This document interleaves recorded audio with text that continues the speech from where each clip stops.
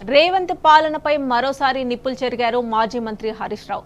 కాంగ్రెస్ పాలనలో బడిలో పాఠాలు వినాల్సిన చిన్నారులు అనారోగ్యంతో ఆసుపత్రిలో చేరుతుండడం ఆందోళన కలిగిస్తుందన్నారు.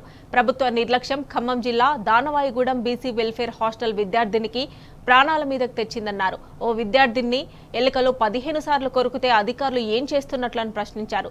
ఇది అత్యంత అమానవీయ ఘటన అన్నారు. గురుకులాల్లో ఇంత దారుణమైన పరిస్థితులు ఉంటే గురుకులాల బాట పేరుతో ఒక్కరోజు ప్రచారం చేసి చేతులు దులుపుకున్నారని మండిపడ్డారు. ఇలాంటి ఘటనలు పునరావృతం కాకుండా చూడాలని, బాధిత విద్యార్థినికి మెరుగైన వైద్యం అందించాలని రేవంత్ సర్కార్ను డిమాండ్ చేశారు హరీష్ రావు.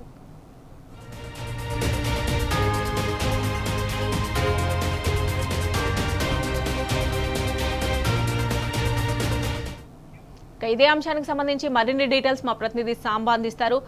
సాంబా, చెప్పండి. గురుకులాల్లో వరుసగా జరుగుతున్న సంఘటనలు అయితే మనం చూస్తూ ఉన్నాం. సో మెరుగైన వైద్యం అందించాలని, అలాగే విద్య అందించాలని హరీష్ రావు అయితే డిమాండ్ చేస్తున్నట్లుగా తెలుస్తుంది. డీటెయిల్స్ ఏంటి? ఖమ్మం దానవాయిగూడెం గురుకుల పాఠశాలకు సంబంధించి బీసీ గురుకుల పాఠశాలకు సంబంధించినటువంటి అత్యంత దారుణమైన సంఘటన ఒకటి వెలుగులోకి వచ్చింది.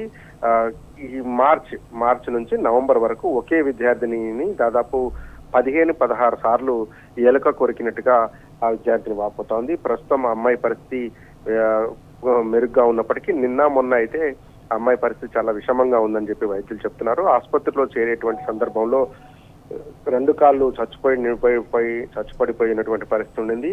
న్యూరో సమస్యలు, హార్ట్ బీట్ చాలా ఎక్కువగా ఉందనేటువంటిది చెప్తున్నారు. ఖమ్మం ముస్తఫానగర్ ప్రాంతానికి చెందినటువంటి లక్ష్మీ భవానీ కీర్తి అని ఒక 10వ తరగతి చదువుతున్నటువంటి విద్యార్థిని దానవాయిగూడెం బీసీ గురుకుల పాఠశాల, ఇది లొకేటెడ్ అట్ రఘునాథపాలెం మండల పరిధిలో లొకేట్ అయి ఉంటుంది. కానీ